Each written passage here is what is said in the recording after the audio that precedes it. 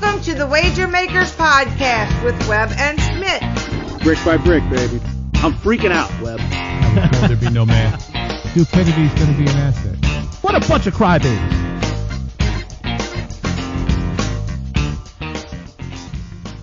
Hello, my name is Steve Smith, and this is Rob Weber. Say hey, Webb.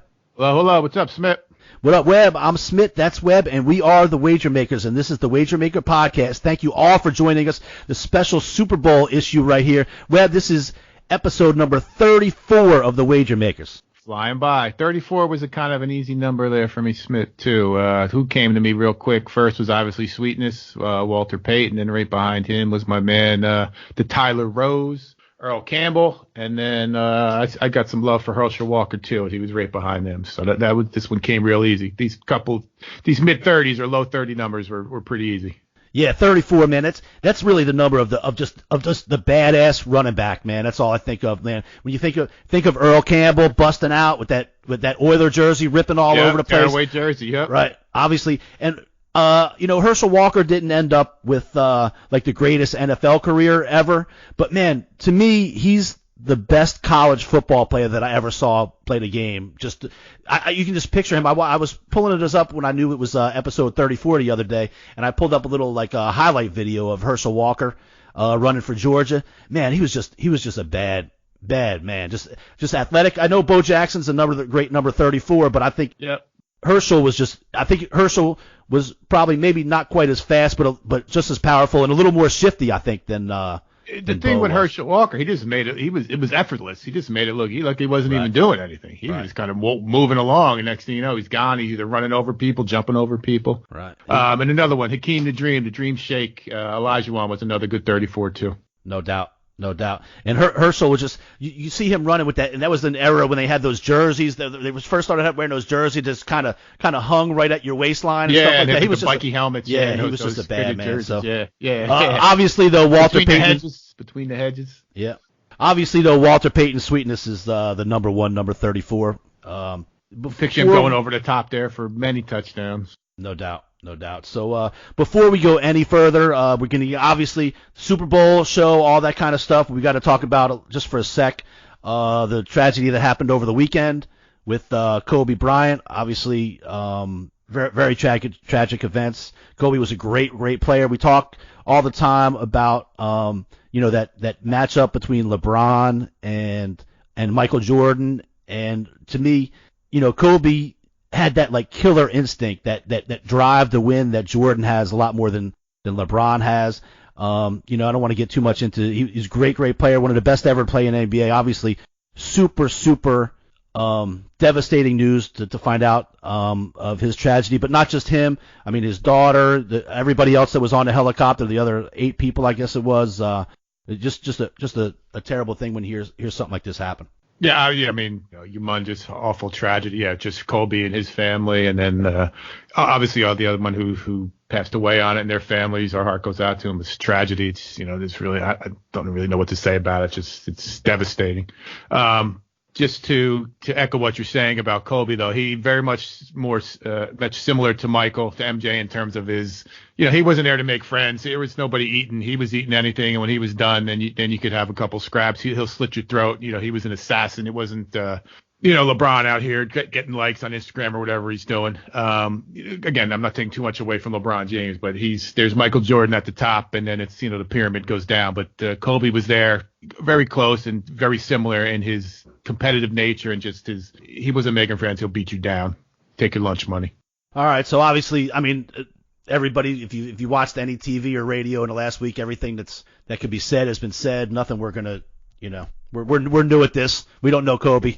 It's obviously tragic, and anytime somebody loses family members and daughters and the wives and hearts go out for the whole families, obviously. And we're gonna move on. Obviously, Webb, this is episode number 34, our special Super Bowl episode. We're gonna be diving deep. We talked a little bit about our picks last week, but we didn't really commit to anything. I'm gonna have this is the 3-year anniversary of Bill Smith passing away. my dad, and he's gonna roll over in his grave a little bit when he hears my pick later on, because he's a firm old timer, and we're kind of old school too usually, and this kind of goes against our better instincts. But he'd be the first one to tell you that defense wins championships. I don't know if that gives you a little hint about where I'm going with my pick later on, but I felt the need to put that out there. He's going to be upset with me when I put my pick out there.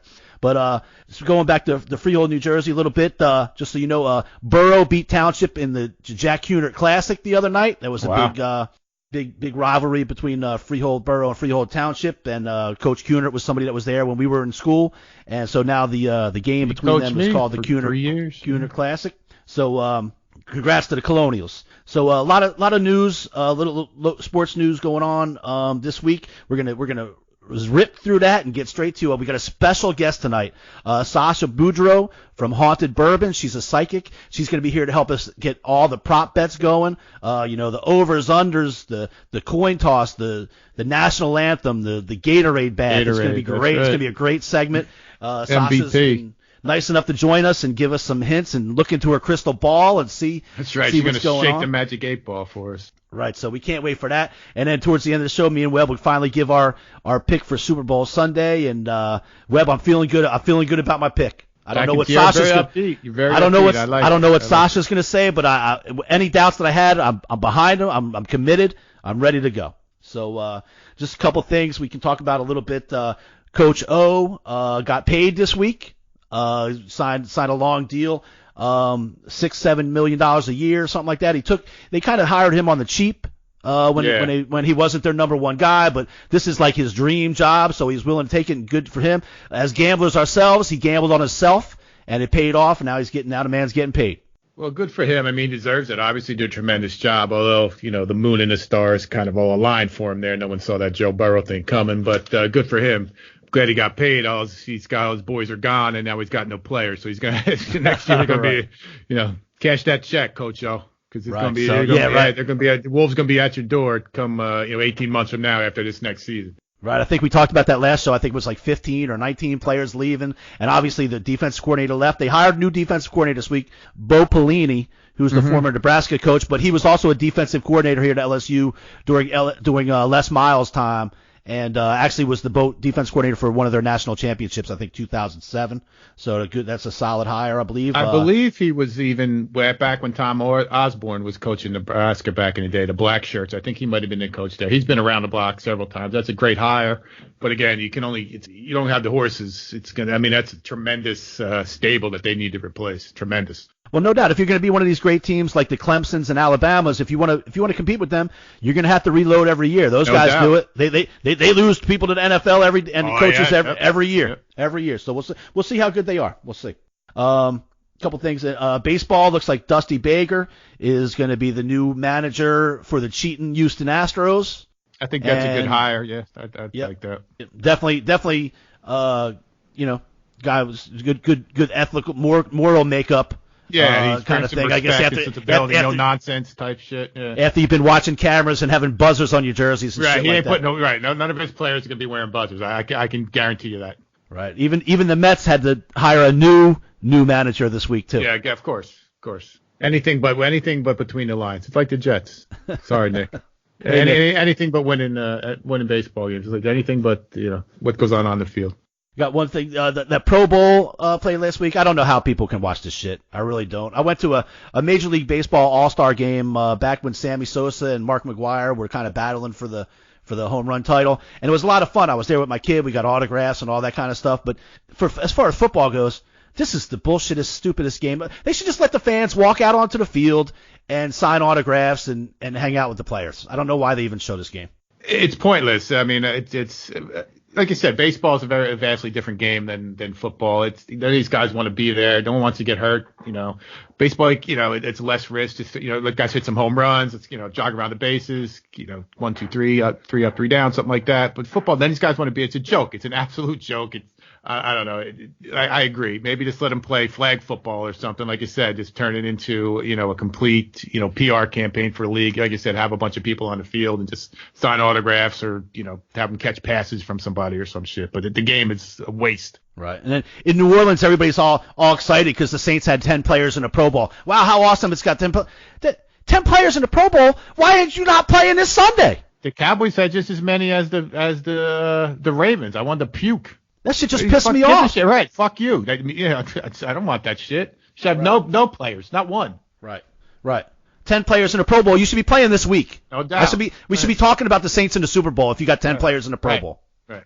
And one interesting note, I've been talking all season long about Drew Brees and his future or lack thereof. Did you notice Russell Wilson sat out so that Brees could start this game?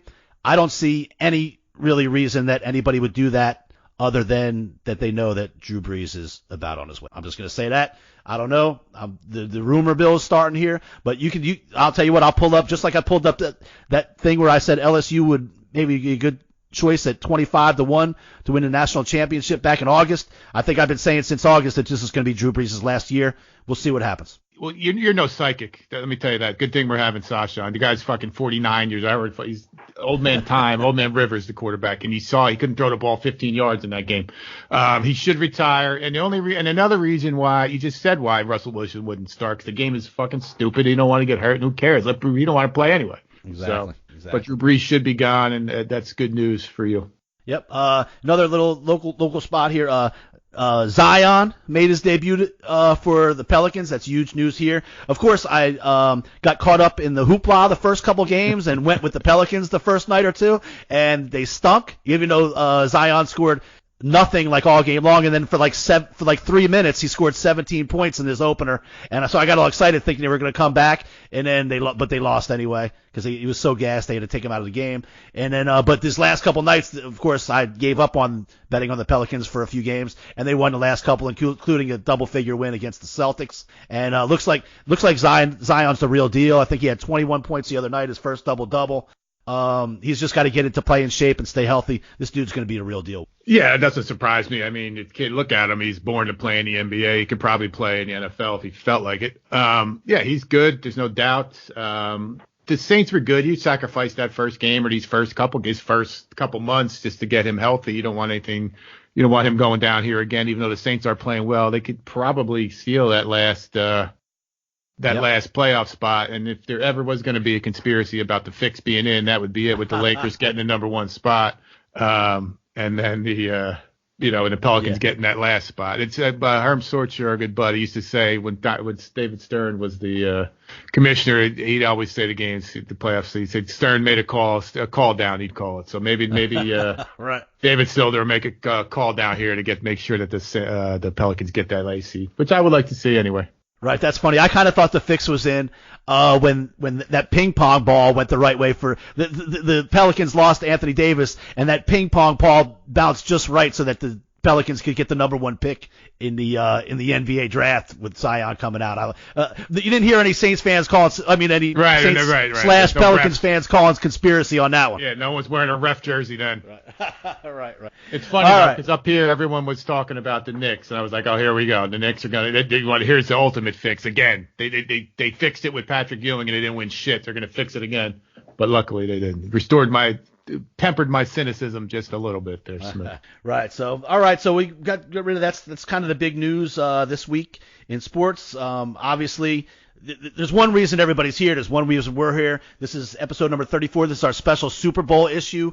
We got Sasha Boudreaux coming on here in just a couple seconds, and man, we're looking forward to that. We never did this before. This could open up something all new for us. We might have voodoo priests and witches and witch doctors on here, everything else if this works out. So, that's right, zombies. So, Webb, I've been knowing Sasha for a couple years. Her and her husband David, they run the Haunted Bourbon Convention right here in New Orleans, and they have a lot of events at Spirits on Bourbon since we have the ghost of Edward Dubois running around there. So I thought it would be a great idea to bring, and she's a psychic, so I thought it'd be a great idea to bring her on, and maybe she can give us some tips on some of these, just some of these fun props, the heads or tails, the Demi Lovato thing, all that kind of stuff. So they pay the same money, Smitt. They get fun. It's only fun if you win money. That's what I say. It ain't gonna be no fun. She goes 0 for 5. All right, Webb, I told you, we don't leave any stone unturned here at the Wager Makers. It's the Super Bowl. We've been up and down this year. We've won some, we've lost some. One thing here, if we have a bad week, we let you know. If we had a good week, we let you know. But it's Super Bowl Sunday, Webb. We got to pull out all the stops. we're not holding back. We're going to give you all the information we possibly can. I mentioned I've been knowing Sasha Boudreaux for a little while now, and her husband David. They run Haunted Bourbon, along with a bunch of other stuff here in the quarter, and they're really into the paranormal, and Sasha's also a psychic. So we want to welcome Sasha Boudreaux to the show. Hey, Sasha. Hello. Hey, Sasha, how are you? Thanks for coming on. I got to tell you, Bourbon Street's haunted me a couple times, too, so I know where you're coming from. I was going to say, I think it haunts everybody, at least once. That's right. That's right. So, Sasha, I mentioned that you're really involved in the paranormal and a psychic and things like that, but, we're a little naive when it comes to that. Why don't you tell us a little bit about your background or what you do? I don't know if you have visions or premonitions, or maybe you can tell us a little bit about what you do. So, which are all typical questions. There's probably not a question I have not been asked yet. And so for me, each psychic seems to be a little bit different, but I've noticed that a primary one is kind of like visions or gut feelings. For me, the best way for me to describe it was Phoebe on Charmed. She would touch something and then she would get like a quick glimpse of something that was about to happen. So with lack of a better example, that's just the best one that I've noticed helps other people relate that to something. And then I'll also get like a really bad gut feeling about something, or good, hopefully. Hopefully, you have good gut. Hopefully, we're good gut feelings here this week. There's no magic 8-ball there, or any ghost of Christmas past coming and haunt you in the night, and you waking up with ghost of Jerry Rice standing over you or anything like that? Not yet, thank goodness. Yeah. So, Sasha, let's set the scene a little bit. So, in my head, right, I have a vision that you're sitting. This obviously isn't video, so it just maybe I'm naive, maybe I don't know what's going on, but I kind of have a vision of like you sitting in a room right now with a little tiny table in the middle with a crystal ball and stuff hanging from all around, and you kind of dress like a gypsy and maybe some stuff on the shelves like secret potions and stuff like that. Am I getting a little carried away now, or is that's kind of stuff? What's going on? Mostly, I actually do make potions. What? Oh. Yeah. But sadly, there's not much I can do for Super Bowl. I mean, I could try really hard. That's right. I'm picturing a turban, maybe some candles, some chicken's feet hanging, something like that. I actually use candles sometimes too. Actually. All right. You got any? Cliche. All right. That's what I've been known to rub a bald guy's head here and there, and grab a rabbit's foot too. So whatever's going to work. We leave no stone unturned for the listeners. Big weekend. Not. This could be something new for us, Webb, for next season. If we bet against the guy, maybe we'll have Sasha pull out the voodoo doll and stick some pins in him or something like that. That's right. Yeah, pull out a Danny Dimes. We'll have to send you a Danny Dimes doll. You could put his head in a vice or something. Break his arm around his back. Yeah, that's right. Yeah. Or the refs that sit there and help other teams win against us. Oh boy! See, I can tell she's a Saints fan. Yeah. It didn't take long to get to that, huh, Webb? All right, so let's I kind of gave you a few things to kind of look over. Some of these really kind of weird prop bets. We talked a little bit about how they have. You can bet on almost anything here for the Super Bowl. How long the national anthem is, the coin toss, the color of the Gatorade. I sent you a few questions. Let's maybe we'll go one by one and see if anything came to you or you kind of came up with anything. Is there one thing in particular maybe that of the questions that I sent you that you really have a strong feeling about? Actually, the Chiefs winning. Oh, I love that. I love that, Webb. Yeah, that's all we needed. That's all we needed. Okay, segment over. Thank you. We're going on. We're moving on. Thank you. I love that. Now, did you get like a feeling or something like that, or you saw? Hopefully, you didn't see red because both teams are red, but I don't know. No. When as soon as I actually heard they were going to the Super Bowl, I believe they actually were announced before 49ers. Don't quote me on that because I don't watch football 24/7.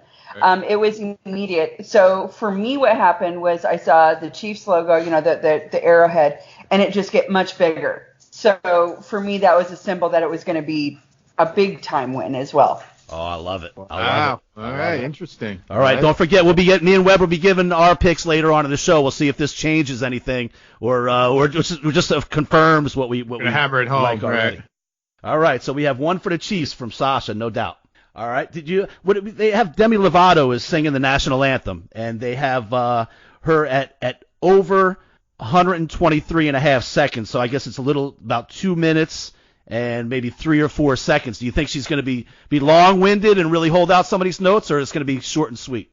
That's actually ironic that you said that, because I put it at 2 minutes and 8 seconds. 2 minutes and 8 seconds. Yeah, that's over. I agree with that one too. We're 2 for 2 here. Keep going. So you better be careful, Sasha. You'll be a weekly guest if you keep on this streak.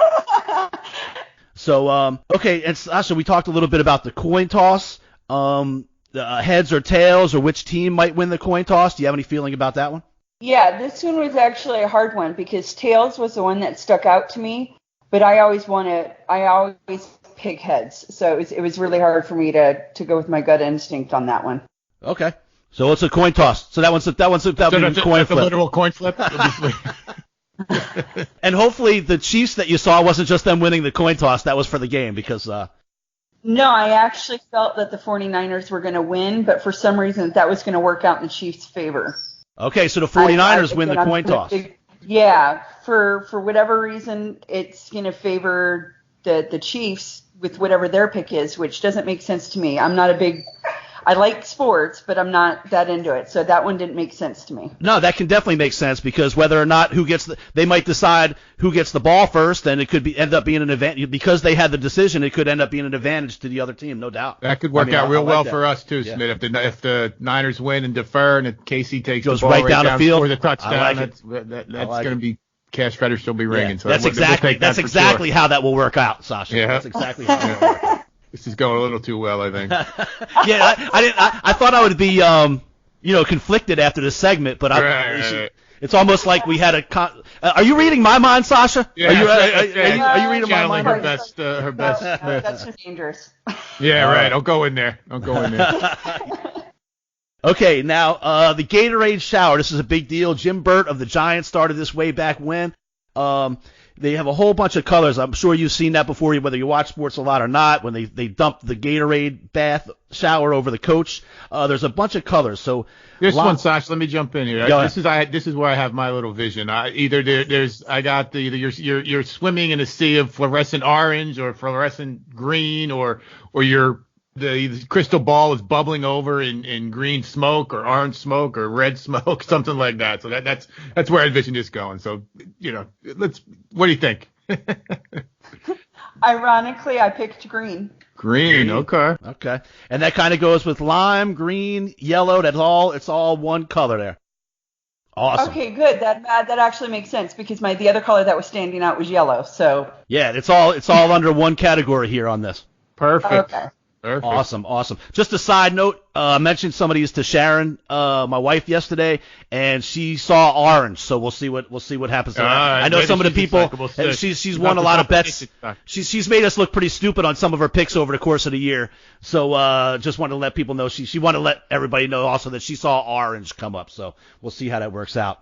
What about anything else? Anything else you can think of? They got weird prop bets, any numbers that it comes. I know a lot of people are on those pools web with the squares and the boxes and all that stuff, or any numbers that you see in your head that have been popping out. Maybe it's a jersey number or a score number for the first touchdown. Maybe an MVP number. Do you see a certain number, next to the trophy maybe, or is there somebody running, hands up, something, or number running hands up? Is there just a number standing out above? And it could be almost, any number actually. Well, I'm not sure if this makes any sense, because, again, I don't follow, unless it's the Saints, I don't follow a whole bunch of other sports teams, which I probably should. But I felt like there was like a bigger injury or something, that the Chiefs were affected by some injuries. So the person, whoever wears 34, I feel like is going to be a little bit more of a shining star than normal. Oh, wow. I think that's the running back 34.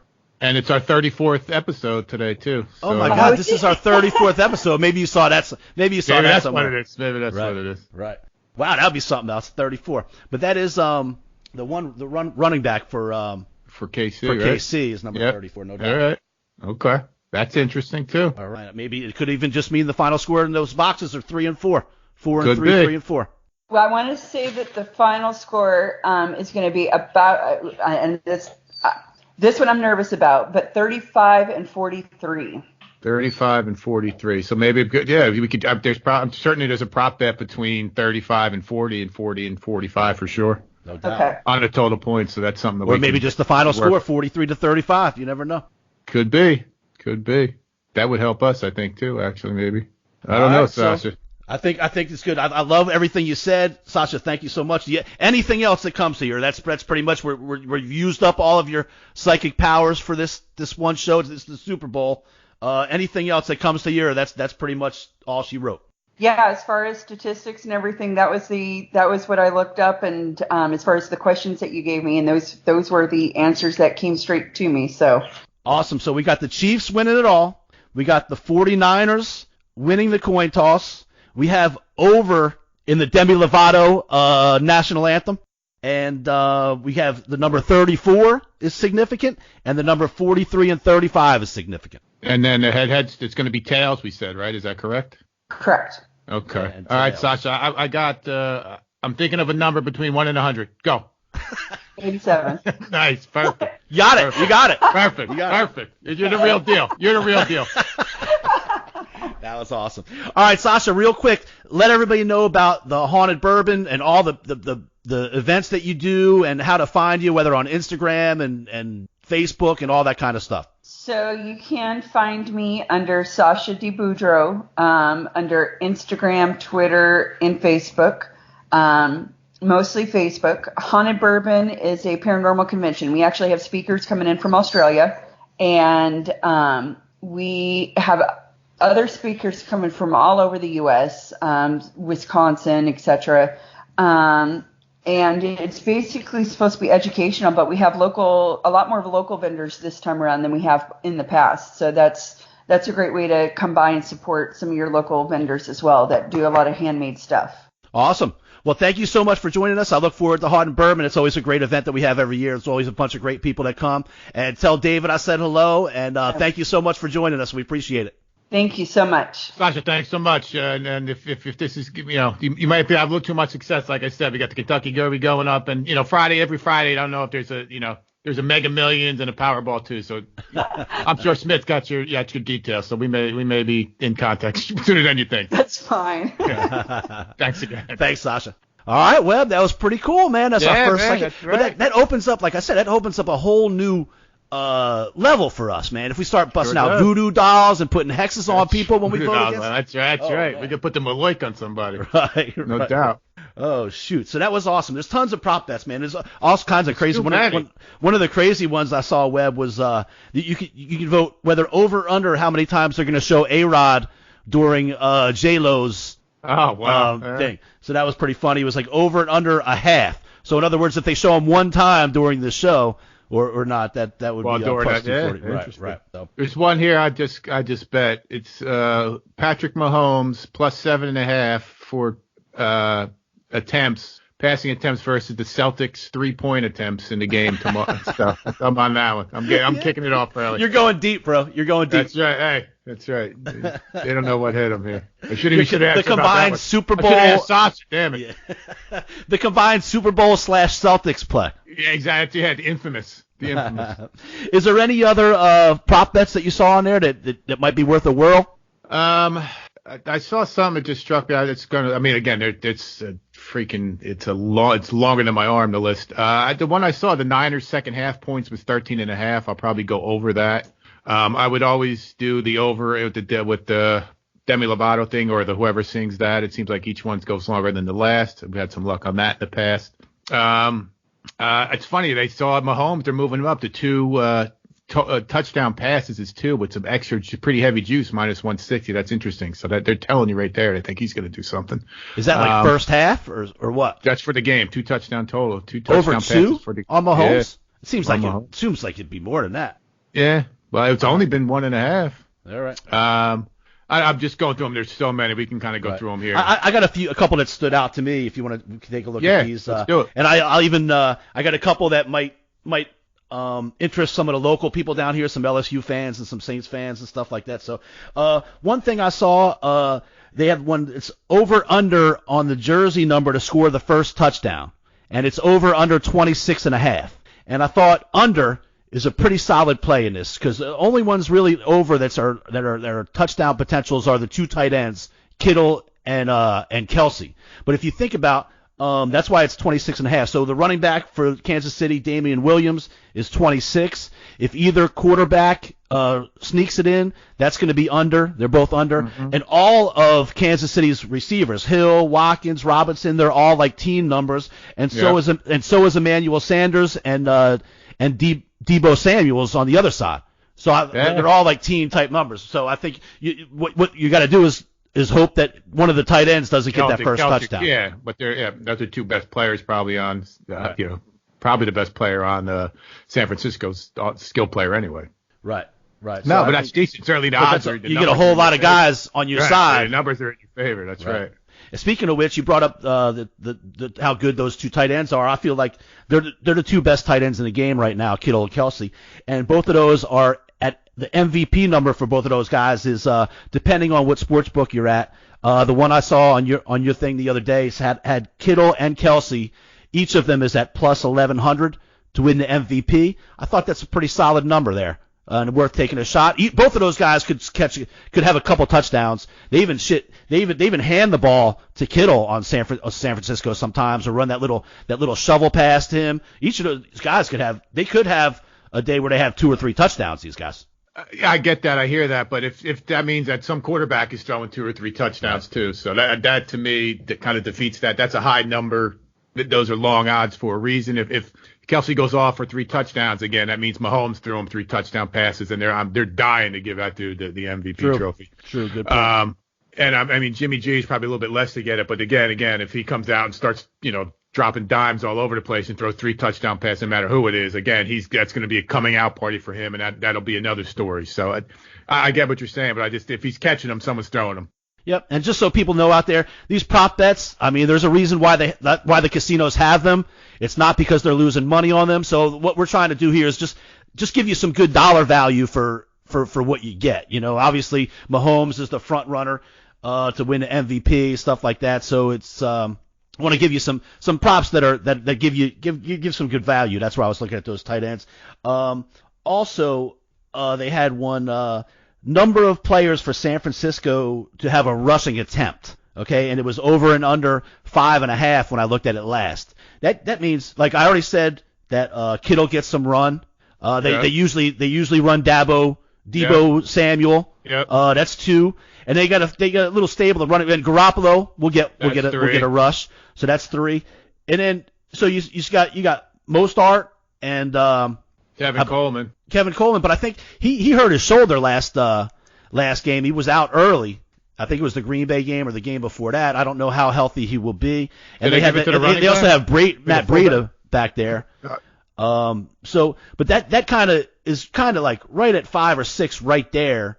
Where did they give it to what's the fullback's name? Jasinski or whatever. Oh, that 44. 44. Does he carry the ball? He'll probably get a carry. I was looking at the under on that 5.5, but I don't know. Just one thing. That's tough right there. I did see some Will Kelsey catch a touchdown. It's plus 120. So if you did want to go against that first score, you kind of hedge. You could kind of hedge there a little bit. If Kelsey does score, you could. Well, then if Kittle scores, we're screwed. But that's one way to kind of hedge. Wow, there's a bunch of Mahomes on here. Tons. I saw one. The longest touchdown of the game. The over-under is 45.5. I think this is a game where there's going to be some big plays. I mean, when you got guys like Hill running around, and we saw the running back from San Francisco bust a lot of big plays last week. I don't know if he'll run the same way against Kansas City as he did against the Green Bay. We also talked already about Kittle. Kittle, I think he leads the league in yards after catch, believe it or not, as a big tight end. He's usually just, and the Saints fans know this, man, he'll just push dudes out of the way and go right down the field on him. Yeah, and they'll run him down to see him Kelsey too. Right. I mean, I wouldn't be surprised to see a busted coverage here or two either. Yeah, look at that early play. Kansas City against Houston a few weeks ago. I mean, first drive of the game, the dude was wide open. Yeah, he's standing there. Yeah. And they will take a shot. I mean, That includes punt returns, kickoff returns. I mean, there's guys all over the place that's on this game that can touch the ball and take it to house. What was the number on that?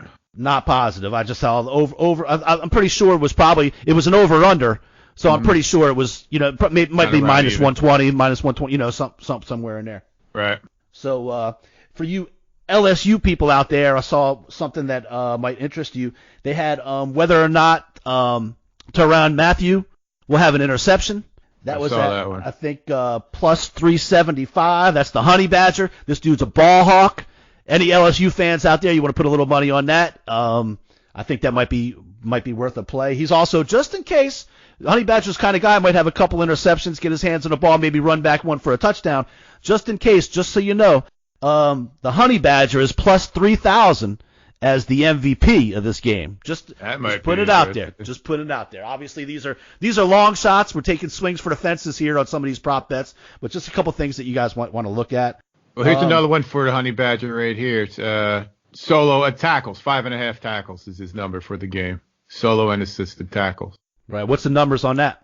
Over 5.5 is even, and under is minus 130. So either way, I mean, he's gonna be around the ball. Right. No doubt. All day long. All day long. So that might be decent, especially even to go over. Hopefully, if we're taking Kansas City, hopefully our safety isn't making too many tackles. That would be a bad sign on that run game. I know you showed me one the other day. I don't know if it was a joke. It was on ESPN. I don't know if it was a joke or what. But since Shanahan was the offensive coordinator that was a good for one. Atlanta. When they lost the 28. By the way, as a Saints fan, 28-3 never gets old. I'll talk about that every show possible. 28-3, 28-3. So the prop bet is 100-1 that Shanahan blows a 28-3 lead. I thought that was pretty funny. I don't know if that was real or what, but that was good shit. Saints fans, even though we're not in the Super Bowl, we can take a little bit of solace to know that, and we can root against maybe Shanahan and San Francisco. Here's what I mean. Will either team, both teams, make a 33-yard or longer field goal? You got a feeling about that? I think that's probably fairly likely, right? Minus 135 is yes, and no is minus 105. I don't know. I'm planning on Kansas City going up and down the field, never stopping for a field goal ever. That's the other thing, right? I mean, I don't want to give away my Super Bowl pick, but that's what I'm leaning towards. I know we talked a little bit last week about where we might be leaning, and we'll get to our Super Bowl pick here in a sec. Will there be a score in the first 7 minutes of the game? Yes is minus 170. No, plus 130. I feel like that's a definite yes. I'll gladly lay minus 170 for that. And it kind of breaks it down even further. 7.5 minutes, 7 minutes, 6.5, 6, 5, 5. Well, in the first 5 minutes, yes, it's plus 125.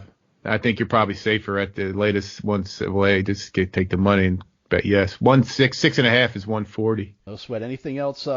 There's also one for I thought I saw Garoppolo for over 1.5 touchdown passes, and I think I saw for the first half score for San Francisco over under 10.5. That can't be the first half. That's got to be the first quarter, no? I don't know. Maybe I'm. Second There's half. So many. Second half it's 13. It can't be because that would be. I guess no. If it's 10. Well, the second half is 13.5. I think it was 10.5 in the first half. Wow. I thought that was low. I thought that was low.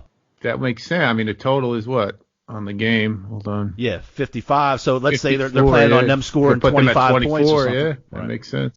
All right, Webb. So now it's the moment of truth. Just for the record, Chad Arnold, our old buddy, texted me today. He wanted to remind you and me that neither Dallas nor Atlanta are playing in the Super Bowl. No, but so he wanted to make sure he told us about that. But I don't know why he would mention that to us. I don't know why I would say anything about the Atlanta. Maybe I don't know that we might have early in the season in case people haven't listened to all the things. Weber had Atlanta winning the Super Bowl this year, and I had Dallas.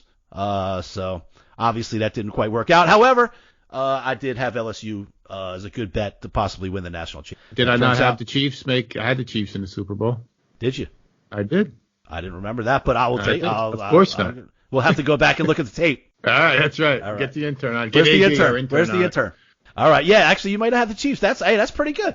That's pretty good. Chiefs. That wasn't that hard. Speaking of premonitions, I've talked a lot, even back at the beginning of the season, about Drew Brees and his future here. A lot of rumors coming out. Smitt might have some more shit right here. I don't know. We'll see what happens. They're better off. That Drew Brees is seriously considering retirement this year. So we'll see. We'll see how it turns. Should do himself a favor. Retire. Hey, now, let's spoke like a true Cowboy fan. Hey, results are results. You saw it on the field. All right, so I guess it's time to move on, Webb, and the moment of truth here. I'm gonna say this. I felt a little wishy-washy last week during the show. I've been looking into it a lot. I've been talking to a lot of people. A lot of people, are telling me that they think San Francisco is just way better, and I talked about that a lot too. That I think they're a more physical team. They're a little better in the trenches, maybe. I think Kansas City's defense is underrated. I will say that. I think a lot of people are talking about how much San Francisco can run the ball, but a week ago, everyone in America basically was saying that Henry was the best running back in the world, and they held him to 69 yards. Now I think Tennessee kind of went away from the run a little bit. They should have committed a little more, but when Kansas City is rolling, you can only run for so long until you realize, hey man, we're in the Super Bowl. We need to score some damn points. Right, the clock is ticking, no doubt. And I'll tell you this: every person I've talked to, when they talk about Kansas City winning, when they talk about San Francisco winning, has it in mind that San Francisco is just on top and kind of dictating play and running the ball and kind of dominating the time of possession and all that stuff. And I'll say this: what happens in the game? First of all, if that happens, Kansas City still has a chance to come back and win with Mahomes. They could do all that and still be losing. Right. But what about this? Nobody ever says, well, what about if Kansas City gets up by 10 points early? Nobody ever even thinks about that. If Kansas City gets up early, this game is toast. Well, that's going to change everything because then San Francisco can't run the ball. Exactly. And look, Jimmy G, he threw the ball all over the yard here against the Saints, but they had a lot of injuries that day. I think that was the day Davenport went out. Also, the defensive tackle went out that day, and they went up 48 points. They ran up and down the field, but guess what? Saints D is overrated. People talk about them being better. They're better, but better than horrible is not good. So they put up 48 but Jimmy G hasn't done shit. He threw for less than 100 yards in the last game. I mean, he's done what he had to do. I mean, when you're giving it, you're running a dive and the dude's taking it 80 yards. You can't blame the quarterback on that. Right. But I hear what you're saying. Yeah, I mean, Andy Reid's not going to run the ball 15 times no matter what. If he's up 25, he's not going to hand the ball off one way or the other. So the thing with the Chiefs is they're still going to score. So if the Chiefs take this kickoff like they're going to do and go down and score a touchdown, if San Francisco, can't establish that run in that first drive, if they, that first play is a handoff for a yard and a half and the second play is an incompletion, that's going to change. You're going to go see what, then all of a sudden that prop bet with Shanahan may come into effect because they may be down 28-3 right, real fucking quick because it could be 14-0 in a heartbeat if they're punting from their own 30, down 7-0, and the Chiefs got the ball coming out with four wides, at the 35 after Hardman gets a decent run back. So it could be 14-0 real quick, and then that's the Niners. I don't see them how they'd be able to come back from that. Right. I mean, and Kansas City, I mean, the two playoff games they had, they blew out both teams, scoring 40, 50 points, 30, 40, whatever. They didn't even play in the first quarter and a half of either of the first two games. I'll tell you this, I don't want to see, when I'm taking them, I don't want to see them come out sluggish in this game. You don't want to get behind the eight ball against this 49er team, obviously. But if they come out and play right from the get, this, man, I was wishy-washy, but now I'm committed. Andy Reid, dude, I know you're not a big fan with the Eagles or whatever, but dude deserves a Super Bowl championship. He's got the best quarterback he could ever ask for right now. Mahomes is playing lights out. They got weapons all over the place. Kelsey, Hill, all over the place. Kansas City wins this game, Webb. They're winning big. I'm convinced. I'm in it. I'm going. Listen, put it big. Go big. Go big or go home. It's the Super Bowl. It's the Super Bowl. I'm no longer wishy-washy. My pick for the Super Bowl is Kansas City whooping ass. What do you think about that? I agree with Kansas City. I don't know about Andy Reid deserving shit. He don't deserve a damn thing, but he's got the best player on the field, the best quarterback. They could even be getting almost semi-dominated in the first half and still be winning or very close to winning. Certainly the time of possession is almost meaningless to them. They could score in 90 seconds and the other team could take 6 minutes to kick a field goal. I like KC. I don't know how big it's going to be, but I do like KC winning the game for sure. So I'm all in with you, man. I'm all in. I'm in all big. Right. Dig it. You have any thoughts about the over? This is the one I've kind of vacillated. I've been back and forth on. I could see the first half being slow-ish, I guess, and then that may be making it a little bit harder depending how the game plays out, depending on what that score is. So it's 54 is high, 54.5, I believe. Let me just double check. Yeah, 54.5. My gut feeling was over, so I will stick with that, but I am not the major lean. I'm leaning over, but the pick for this game for me certainly is Kansas City. Yeah, I like the over too, but just like you said, I do it just because I think Kansas City is going to put up points. I think they're going to put up 35. Might be 35-20, might be 35-27, whatever. Minimum, Kansas City's going to put up 35. But I like the over. But my play, if you got to make some money back at the end of the season, if you got to make some money back, you got to do something. The play is Kansas City. Let it ride. Yeah, and I agree. You can mess around. You can mess around with the totals too for the quarter and stuff. I am going to bet San Francisco over 13.5 in the second half. I think that plays in exactly what we're talking about. If KC is kind of rolling, that's going to loosen things up. Maybe a garbage time touchdown and 14 points to score in a half of football is not a lot to ask. I'm not going to mess with the Chiefs in terms of any of that stuff, although I think they could probably put over on every quarter for them. But like I said, I'm all in on KC winning the game, so that's going to cover my bet that way, and maybe do some props maybe on. I do think it's easy. It's at least a push to get 2 touchdown passes for Mahomes. I saw 2 -160. I think I said. I think you're not losing that bet if you bet over. All right, well there you have it, people.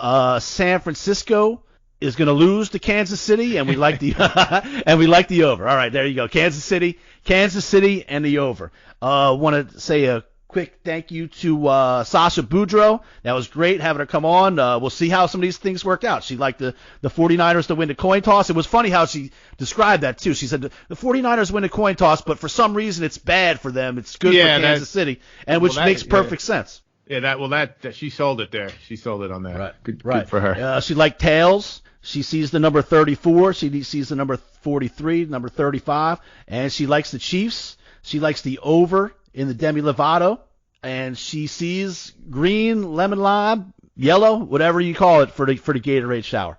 Yeah, so she saw 34 alone kind of by itself, right? And then 34, 35 and 43 kind of associated with each other. So so maybe 34. We'll have to check the numbers on that. Maybe that's a first touchdown or something like that. Right. She mentioned an injury or something like that. So if the running back for number 34 for KC goes down early, man, I'm gonna be careful when I talk to Sasha from now on. I would be like, well, this shit is real. Friday that's right.